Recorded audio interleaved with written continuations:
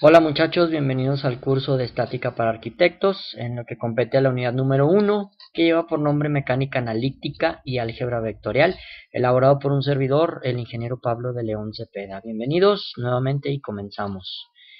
Primero que nada vamos a ver los criterios de desempeño a los cuales nos vamos a estar enfrentando, que es lo que queremos establecer. Enfatizar el correcto aprendizaje de los principios de la mecánica analítica, así como también los conceptos elementales del álgebra vectorial. Muy bien, la evidencia del aprendizaje se va a identificar y se identificará y comprenderá claramente los conceptos de álgebra vectorial y mecánica analítica. Vamos a comenzar por ver definiciones y los términos en los cuales nos vamos a estar enfrentando en el trayecto de esta unidad, o inclusive en algunas otras unidades en las cuales podamos ir tocando lo correspondiente aquí a este tipo de matemáticas. Empecemos luego por el principio. ¿Qué es la mecánica analítica o qué es mecánica analítica? Es una formulación abstracta y general de la mecánica, es decir, de lo que tiene movimiento, que permite el uso bajo condiciones de un sistema de inercia.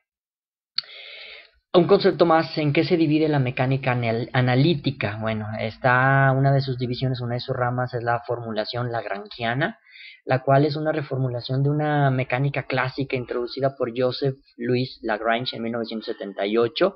La trayectoria de un objeto es obtenida encontrando la trayectoria que minimiza la acción. Y por otro lado, la otra división es la formulación hamiltoniana, la cual está formulada en 1833 por William R. Hamilton. También es una reformulación de la mecánica clásica. Esta se formula por sí misma usando espacios simples, sin referir a conceptos de fuerzas. Muy bien, estos son conceptos que hay que memorizarlos, hay que aprendérnoslos para utilizarlos posteriormente. ¿Qué es el álgebra vectorial? Es una rama de las matemáticas que está relacionada con el manejo de operaciones que tienen que ver con magnitudes vectoriales, ya sean estos de suma, resta o de multiplicación. ¿Qué es un vector? Es una magnitud física caracterizable mediante un punto de aplicación u origen con una dirección y un sentido. ¿Qué operaciones se pueden realizar con los vectores? Bueno, es la suma de vectores mediante el método del paralelogramo, el cual consiste en disponer gráficamente los vectores de manera que los orígenes de ambos coincidan, completando el resto del sistema con líneas paralelas a cada uno. El resultado de la suma se obtiene partiendo del origen de ambos vectores. En su práctica esto lo vamos a ver un poquito más adelante.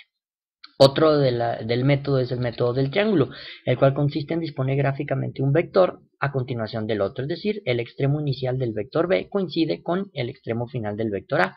Luego se traza una diagonal que une el inicio del vector A con el resto de los extremos, es decir, realizar un triángulo por ahí. Y el método analítico, que si tenemos dos vectores, el vector A y el B, la suma de ellos es A más B, es A de X más B de X más A de Y más B de Y.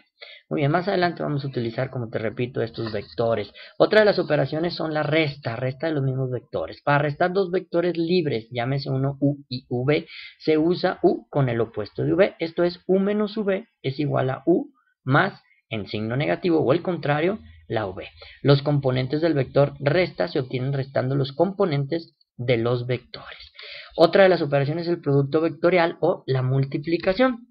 Es una operación binaria entre dos vectores de un espacio tridimensional que da como resultado un vector ortogonal a los vectores originales. También se conoce como producto cruz o producto externo. ¿Pero qué es un vector ortogonal?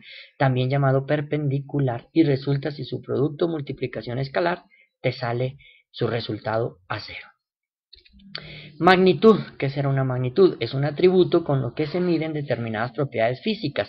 Por ejemplo, la temperatura en grados centígrados, una longitud en kilómetros o en metros, una fuerza en newtons o la corriente eléctrica en volts, watts, etcétera. Magnitud es un atributo, una propiedad, una medición que se le puede hacer y nos da o nos arroja como resultado una propiedad. Estas magnitudes se dividen en dos: las magnitudes escalares, que tienen como una variable a un número que representa una determinada cantidad, por ejemplo, la masa de un cuerpo que se mide en kilogramos, y por otro lado las magnitudes vectoriales, que no dan información completa sobre una propiedad física, por ejemplo, una fuerza de determinado valor puede ser aplicada sobre un cuerpo en diferentes direcciones, pero no tenemos por ahí el valor real de esa magnitud.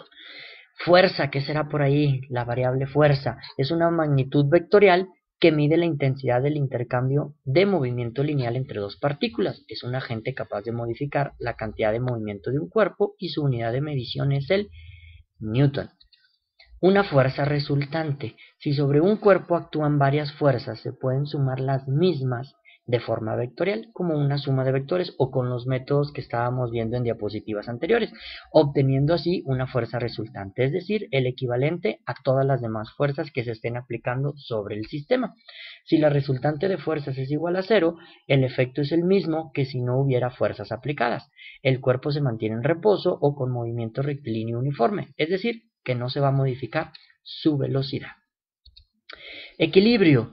Cuando un objeto no está acelerado, y se consideran en esto, o se considera el cuerpo en equilibrio bajo dos situaciones. El primero, cuando está en reposo o cuando el objeto se mueve a una velocidad constante y en una trayectoria rectilínea. ¿En dónde podemos aplicar prácticamente estos conceptos? Bueno, se ve el siguiente diagrama o el siguiente dibujo en el cual pues se ve como una caja, ya sea de cartón o de lo que tú quieras, el material, pero se está aplicando una fuerza de 12 newtons en esta dirección y el lado contrario se están aplicando dos fuerzas, la fuerza 2 y la fuerza 3, 8 newtons y 4 newtons respectivamente. Bueno, lo que nos vamos a enfrentar más adelante va a ser al cálculo de la fuerza resultante, o es decir, quién va a ganar, si la caja se va a mover hacia este lado o la caja se va a mover hacia el otro lado. ¿Sí? Vamos a aplicar estos conceptos ya de una manera más práctica. Otro tipo de aplicaciones es, bueno, cuando tenemos representado en un sistema de coordenadas una fuerza 1 y una fuerza 2, pues como mediante el método del paralelogramo, pues podemos calcular una fuerza resultante, ¿no? O la dirección de esa fuerza resultante, más no la magnitud, porque no sabemos cuánto es la intensidad de esa fuerza, pero sí podemos conocer la dirección de la misma. Ejemplos mucho más prácticos, bueno, en la ciudad de Monterrey, se cuenta con un puente atirantado, pues en el cual a través de vectores o a través de estas líneas que están por aquí de acero, pues hacen que este puente se mantenga rígido, que no tenga movimiento, ¿verdad? Y soporte pues todo el peso, todo el tráfico vehicular que cruza sobre ese puente. Algunas otras aplicaciones, bueno, te muestro otras dos imágenes en diversos países, en la cual se utilizan los mismos conceptos, dadas nada más diferentes las estructuras, pero cómo están distribuidas estas fuerzas o estos vectores para poder sostener el peso de las mismas. Bien, por mi parte sería todo en esta unidad, en este video. Posteriormente seguiremos continuando con más avances y por qué no llevar a la práctica todos estos conceptos. Agradezco tu atención y hasta la próxima.